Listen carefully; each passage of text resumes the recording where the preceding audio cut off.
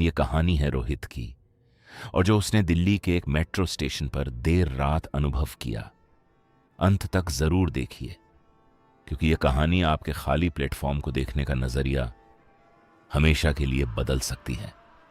आजकल दिल्ली मेट्रो में सफर करना बिल्कुल सामान्य है। हर दिन लाखों लोग एक प्लेटफॉर्म से दूसरे पर, एक स्टेशन से अगले स्टेशन तक जाते हैं। लेकिन क्या हो अगर एक रात आखिरी मेट्रो के जाने के बाद आप खुद को एक प्लेटफॉर्म पर बिल्कुल अकेला पाएं और कोई आपके पास आकर मदद मांगे। मुझे बचाओ! और अगले दिन आपको पता चले कि उस रात वहां कोई ट्रेन रुकी ही नहीं थी। यह सिर्फ एक कहानी नहीं है, यह एक घटना है, एक ऐसी घटना जो शायद आज भी हर रात उसी समय दोहराई जाती है। रोहित एक साधारण लड़का था। वह दिल्ली में रहता था और एक आईटी कंपनी में काम करता था। उसकी जिंदगी काफी तयशुदा थी। ऑफिस, घर, थोड़ा फोन स्क्रॉल करना और फिर सो जाना। उसकी दिनचर्या में एक ही असामान्य चीज थी, उसकी शिफ्ट। वह देर रात तक काम करता था, लगभग हर दिन। आज तो बहुत काम है। वह रात 11 या 12 बजे ऑफिस से निकलता और घर जाने के लिए आखिरी मेट्रो पकड़ता। वह रात भी बिल्कुल सामान्य लग रही थी। कम से कम उसे ऐसा ही लगा।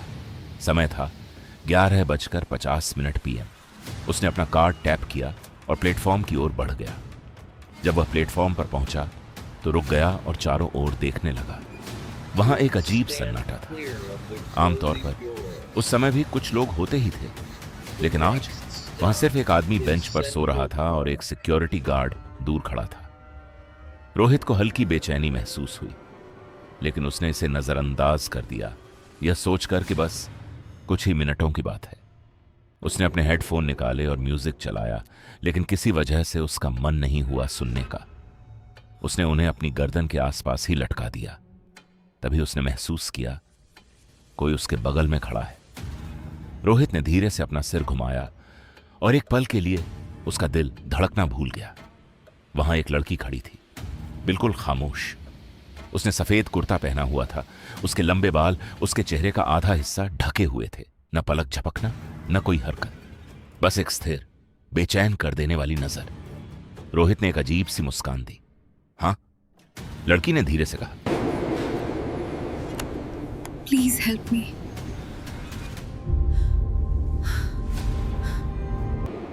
क्या हुआ? मैं यहां से जा नहीं पा रही, मुझे उस तरफ जाना है। आप नेक्स्ट ट्रेन का वेट कर लो। ट्रेन नहीं आएगी। मतलब?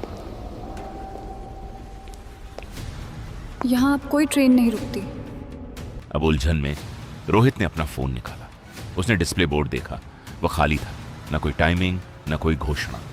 उसने गार्ड की ओर देखा, लेकिन गार्ड गायब था। बेंच पर सो रहा आदमी गायब। पूरा प्लेटफॉर्म खाली था, सिर्फ वह और वह लड़की। लड़की धीरे धीरे प्लेटफॉर्म के किनारे की ओर बढ़ने लगी। वह रुकी, वह बोली, तुम मेरी मदद करोगे, है ना? रोहित का गला सूख गया। उसने हल्का सा सिर हिलाया। उसने अपना हाथ आगे बढ़ाया। आओ। रोहित एक पल के लिए हिचकिचाया, फिर उसने उसका हाथ पकड़ लिया और उसी पल सब कुछ बदल गया। उसका हाथ बर्फ जैसा था, असामान्य रूप से ठंडा।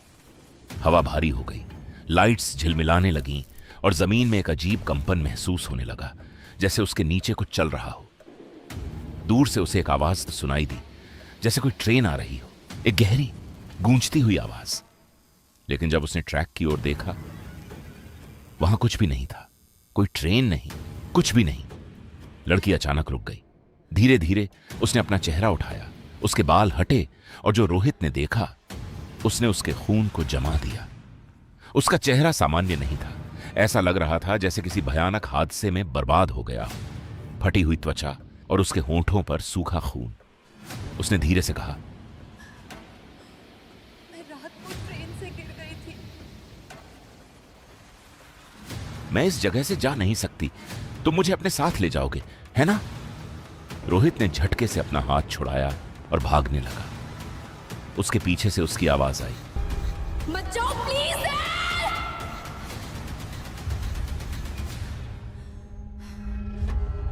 लेकिन उसने पीछे मुड़कर नहीं देखा।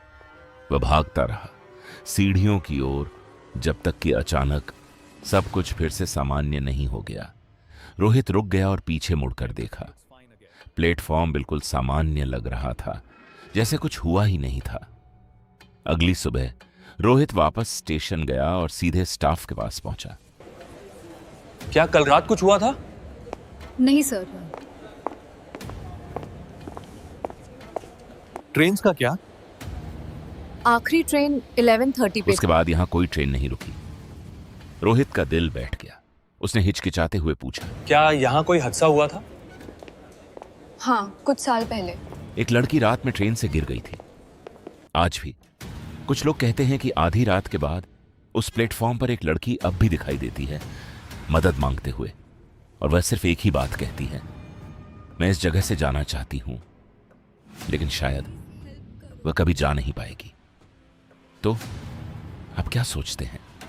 क्या यह सिर्फ रोहित की कल्पना थी, या कुछ ऐसा जो आज भी उस प्लेटफॉर्म पर मौजूद है? कुछ लोग मानते हैं कि कुछ जगहें यादें संजो कर रखती हैं, और कुछ आत्माएं कभी सच में नहीं जाती। अगर आप कभी खुद को देर रात किसी मेट्रो प्लेटफॉर्म पर अकेला पाएं और कोई आपसे मदद मांगे, तो क्या आप रुकेंगे या आगे बढ़ जाएंगे? मुझे कमेंट्स में बताइए। और अगर आपको यह कहानी पसंद आई तो लाइक, शेयर और सब्सक्राइब करना मत भूलिए, क्योंकि आप कभी नहीं जानते कौन सी कहानी सच हो सकती है।